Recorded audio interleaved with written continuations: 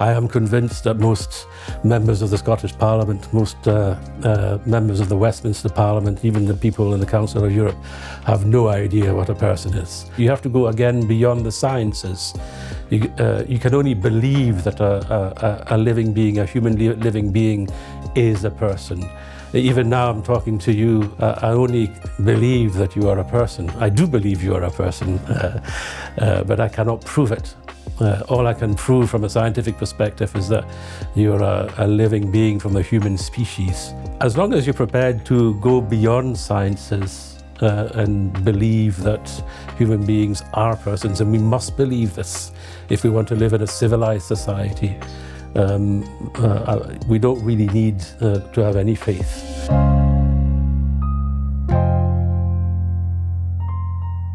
Dr Callum MacKellar is the Director of Research at the Scottish Council on Human Bioethics. He's also a visiting lecturer in bioethics at St Mary's University, London, and a Fellow of the Centre for Bioethics and Human Dignity at Letourneau University in Texas.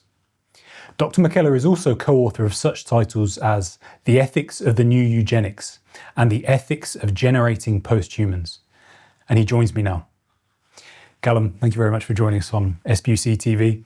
Now, I had the pleasure just a couple of weeks ago of attending the Scottish Council on Human Bioethics conference, the theme of which was, what is a person? So I'll put that to you now. What is a person? Well, one of the reasons why we had this conference is because a lot of people do not know what a person is.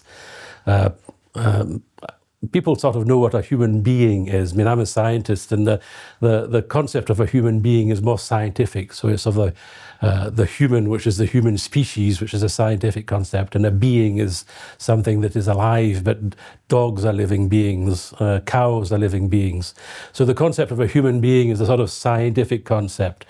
But relating to persons, the concept of personhood has been around for a long time, but people don't really know what a person is. A person is any living being with full moral status or full moral value and worth. But it goes beyond just the sciences, and that's what's really important. To have moral worth and moral value, you must go beyond the sciences. Science doesn't give any value and worth as such.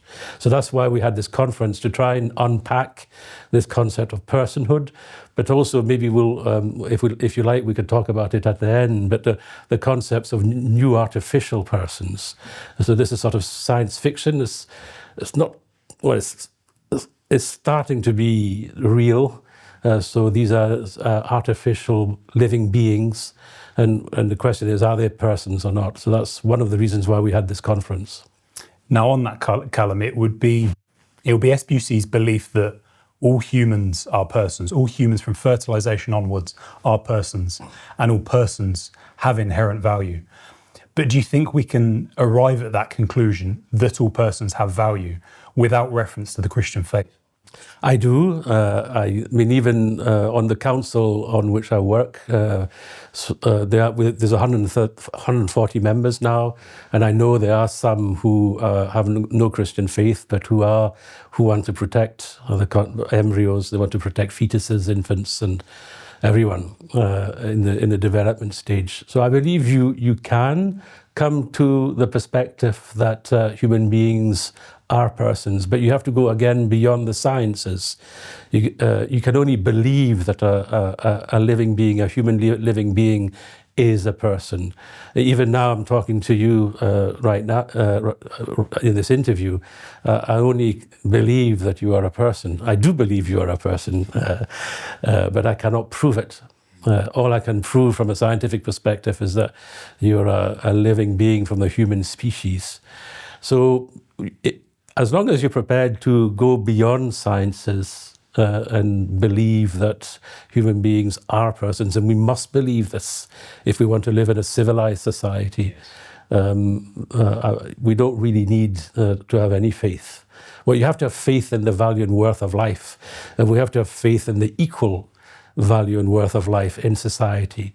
But if we don't have that kind of belief, then our civilized society quickly becomes the jungle, where the strong exploit the weak.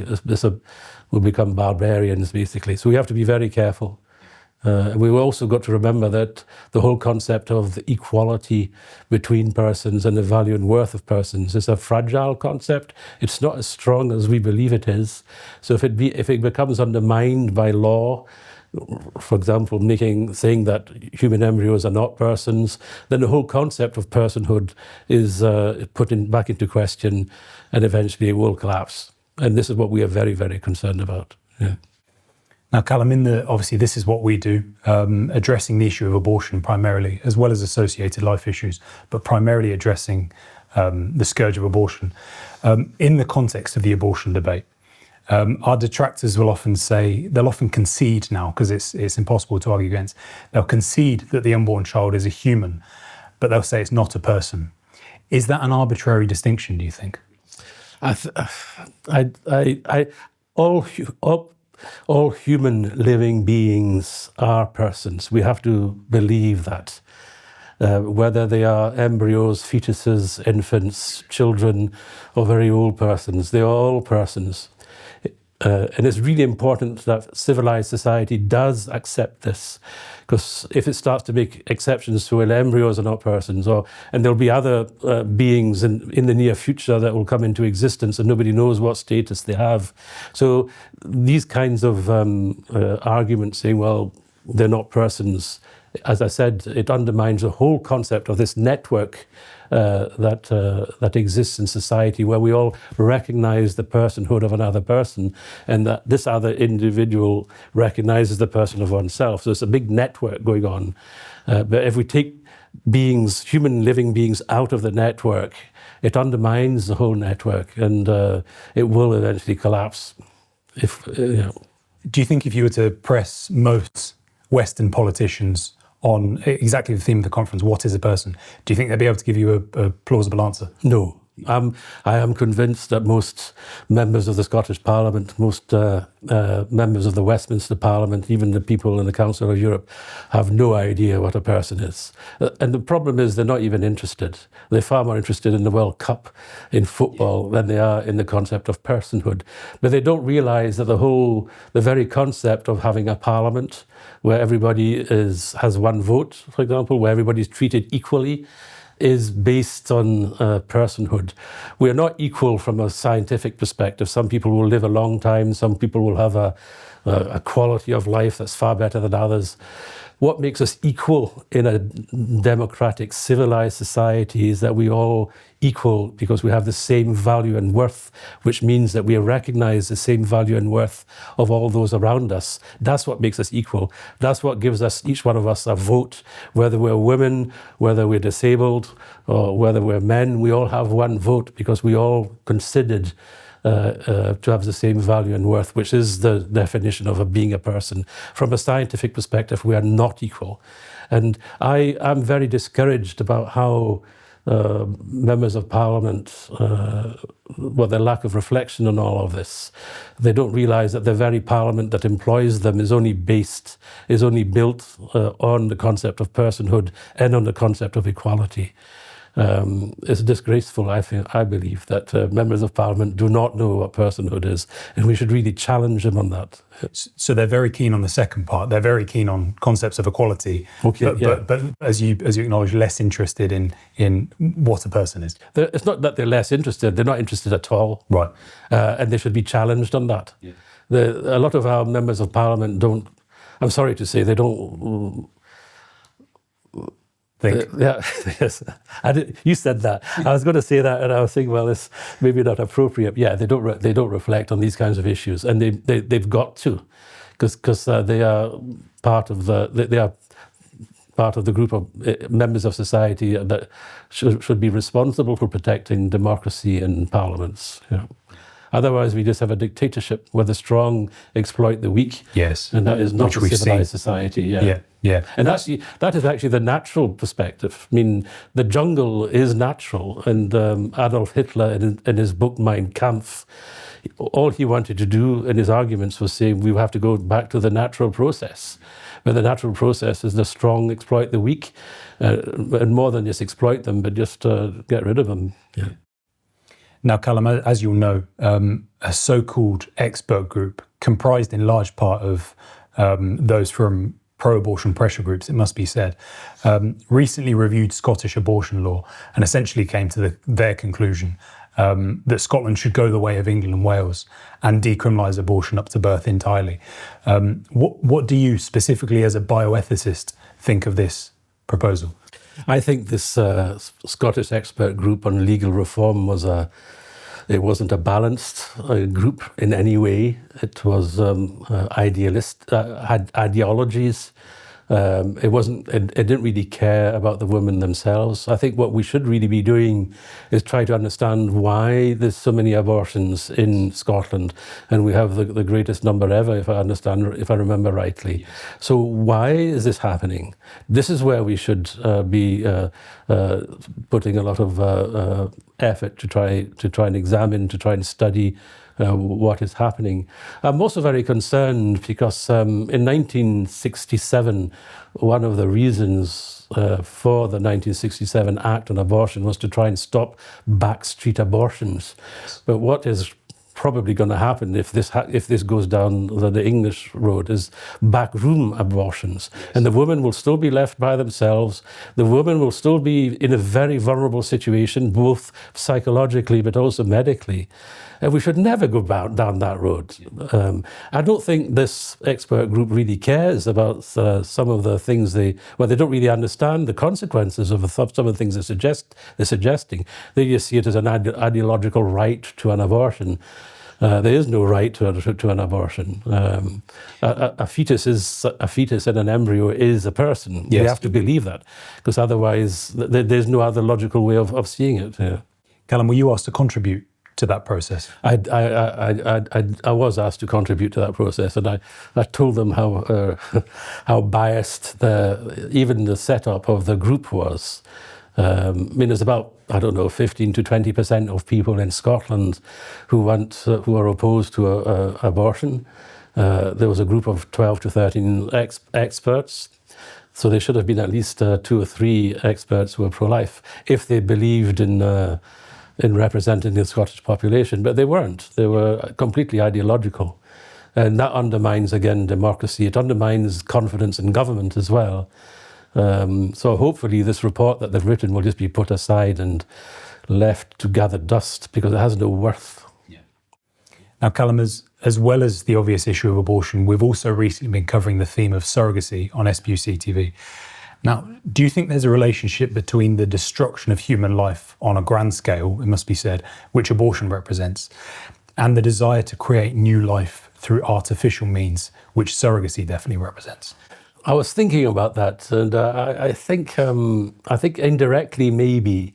I think what our society is, our society is changing. And there's 2 real things that motivate our society, and we've talked about it already. One is the quality of life. The second one is autonomy.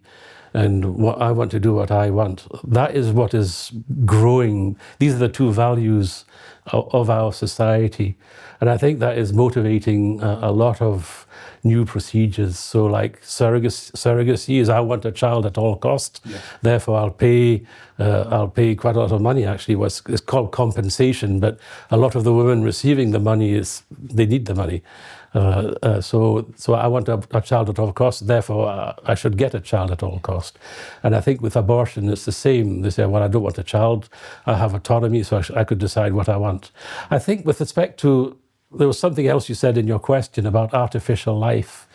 There's a third thing that maybe is not talked about that we started to study, and this is the creation of new kinds of life, or the creation of, or using new procedures to bring about life. Now, bringing life into existence is something that is fascinating. It's magic in a way.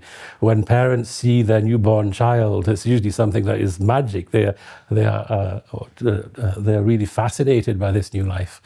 But especially scientists nowadays, and they want to sort of create new life It's a little bit like Victor Frankenstein. For those who know the story, Victor Frankenstein wanted to create new life, not because he cared about life, not even because he wanted a child or a monster. Is that what he got? He wanted to show everybody else that he could do it.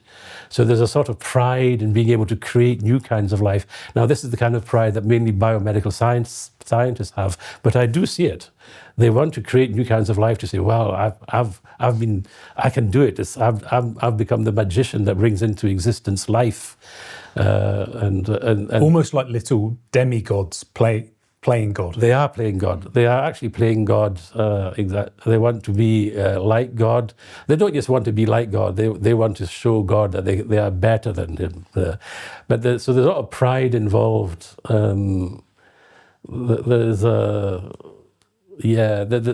Playing God is a very old game.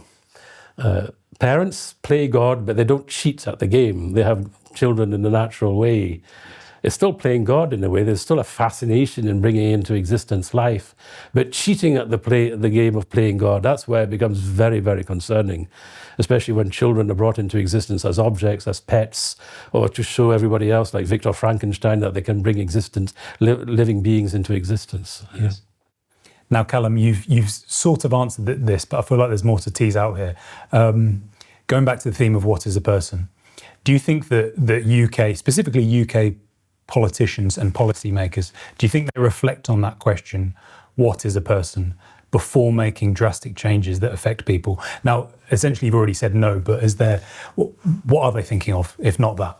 I think a lot of politicians think about being re-elected, actually. I'm being cynical here. Not all of them, but a lot of them. They go along with the flow. There's very few politicians who are prepared to stand up for their own principles, unfortunately. And politics is becoming a more and more difficult, even in Scotland, it's becoming more and more difficult to be a full-time politician because it's a very cruel world. And a lot of the people that should be politicians aren't, because they stay well away from it, because they don't want to have a nasty life. Yeah. So it is difficult. Yeah. Now, all that said, but I was at a recent event near Holyrood, not in Holyrood, attended by 30-odd Scottish politicians. And I understand what you're saying. It is a tough deal being a politician. But at that event, there was a lot of kind of woe is me, it's so hard to be a politician, basically spare us a thought. And I think there's maybe a disconnect there between what they're saying when they say that, and what the average man on the street actually thinks about politicians. I know politicians. I don't always respect them. I know exactly how they work, and I know how. Yeah, and I know some politicians who work really hard. Yeah. I know some who don't, and they are quite high up. Yeah. Yes. You've touched upon this already, but we'll flesh it out now. Transhumanism, which I think you were alluding to earlier, that's a word that's arguably moved from academic circles just a few years ago to now being talked about more in mainstream circles. Elon Musk is its chief proponent.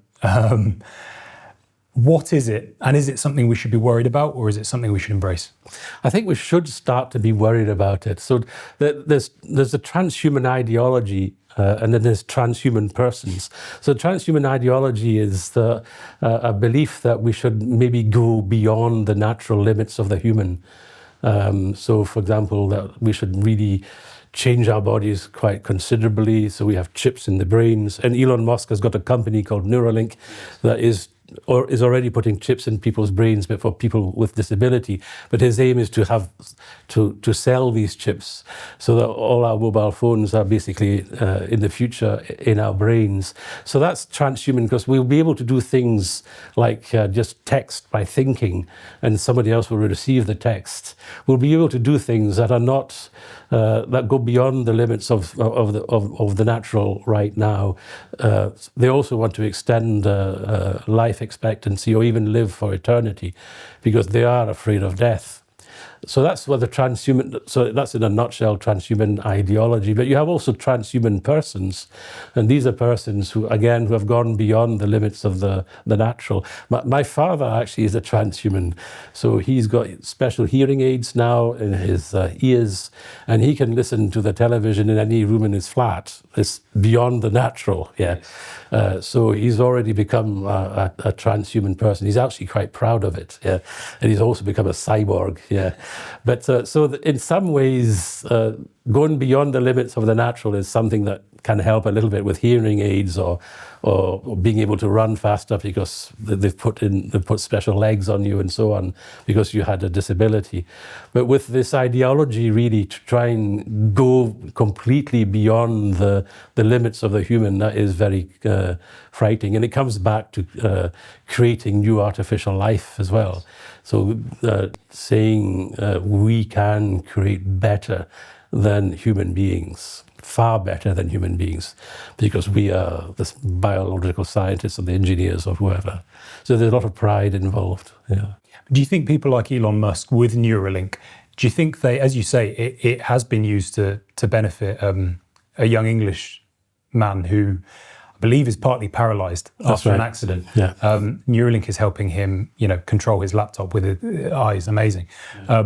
But do you think people like Elon Musk, they kind of tease us with these things that are clearly of benefit to the individual, this kind of low-hanging fruit, so that we say, "Wow, that's amazing," and then later down the line, everyone's going to have a Neuralink is the plan. Yeah, that is the plan of Elon Musk. I think he's even been open about it, if I remember rightly. But it's already. I mean, even some of the military in America are very, very interested in creating super soldiers. Yes. And so on. So there's a lot of money to be made in this area. And Elon Musk, I think he is a transhumanist, so he's got this ideology of using science to prolong life or to have a life that becomes eternal in a way. Has he really thought about what kind of life it would be? I doubt it. Yeah. Do people even want to live for eternity? Yes, I doubt and how that would change human relationships. Yeah, you'd many implications. Yeah. Now, Callum, whether we want to avoid it or not, AI is everywhere. Artificial intelligence is everywhere. And again, trivial examples such as an AI-generated image, which if you're scrolling through social media, you can't help but seeing these days. And at the higher end, the potential that AI could affect the job force and could start taking people's jobs. How do you view the rise of AI? I think there's two things. I think the first thing is how we interact with AI. And as you said, we are interacting more and more with AI in different ways. It can be of help in writing essays or getting information. Then there's deep fake images that are done by AI. So we are interacting more and more with AI. Sometimes we're not asking the question, is it good or bad? I think we should be very careful in how we interact with AI. We believe we're not just living in an AI world, we're living in a more and more artificial world. So a lot of us don't meet each other face to face anymore. Yes. We meet online, and that's just going to increase. I've got concerns about that. I'm not quite sure why, but I have concerns.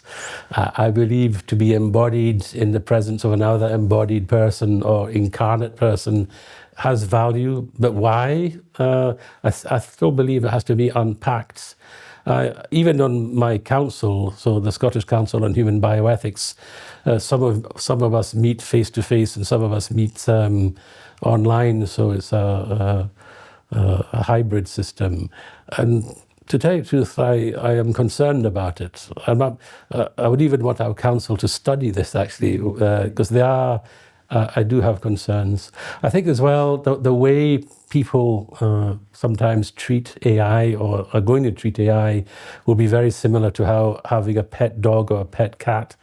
So they're going to spend more and more time talking to it. even because it will never disagree with you. It will understand you. It'll look up. They could have a very cute picture of a kind of monster that's very cute and fluffy on a screen, and it'll talk to you just like your pet dog. And it can speak in your accent, not just your language. It can speak in your accent. Yeah. So people are going to spend more and more time with these AI synthetic. They're not really beings. They're just programs so far, and and they're going to devalue human-to-human interactions. I think it was Pope Francis who was already concerned about how important pets had become to a lot of people, especially throughout COVID. A lot of people prefer their pets than their neighbours, for example, who are human. And I think that is concerning. The second thing about AI is if it really becomes a person in a way, yeah. So it's the same topic as what we started off with. I think that's with AI, it's a long way off, because to have the concept of personhood, we have to have the context of compassion. Compassion in Latin means suffering with. So to be a person, you need compassion. You need an ability to suffer with other people. That means you need an ability to suffer. And the programmers in Silicon Valley, in California, or wherever, haven't even started thinking about how to program suffering. Yeah. And then there's the ethical question: is should they program suffering? Yeah, the moral implications of that. Exactly. Yeah.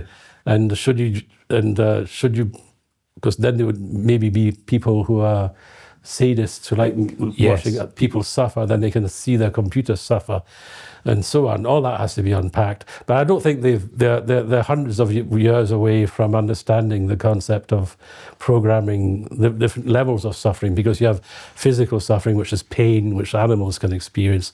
There's psychological suffering, which some dogs and cats and so on can experience as well. Yeah. But then there's the third level of suffering, which is existential suffering. And the question, the suffering that comes from, why am I here? Is this life meaningless? And that's only persons that can experience that. Callum, embryo models, what is that? What are they? So that's going underneath the radar at the moment, but it's something that the biomedical scientists in the sort of triangle of Cambridge, Oxford and London are really discussing. In the King's speech that was presented just a few weeks ago, they don't mention it directly, but it is there. Yeah, so the embryo models is trying to create synthetic embryos from scratch. So not using sperm or egg and fertilizing the egg with the human sperm cell. What they try to do is create embryos from scratch using what we call stem cells. Stem cells can become all the different cells of the body, the skin cells, the brain cells, the muscle cells. So they want to create these embryo models so that they can get around the law. Because at the moment the law says that you can't develop an embryo beyond 14 days, but they want to create these embryo models so that they are not embryos but embryo models, so they can get around the law. The big question is whether embryo models are embryos, and nobody knows really, especially when they're very good models, whether they are embryos. And all this is going to be legalized probably in the next few months, because nobody's really discussed this.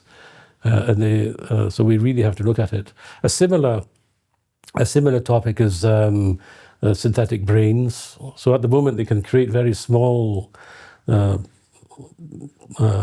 not embryos. They're just very small human brains, but they want to try and develop that as well. So all this has got to really be looked at, and these are what we're calling these artificial persons that we were talking about right at the beginning of our discussion together. And we have to really be careful that that the general public knows what is happening with respect to embryo models and also these neurological entities, so that in a democratic society we discuss these things and don't just legalize it without anybody knowing. Callum, there's a lot to unpack there, and we very well might invite you back for a part 2 to discuss embryo models in more detail. This is one of those conversations that I would genuinely happily continue, but we will draw to a close there. Callum, thank you very much for joining us on SPUCTV. Thank you very much.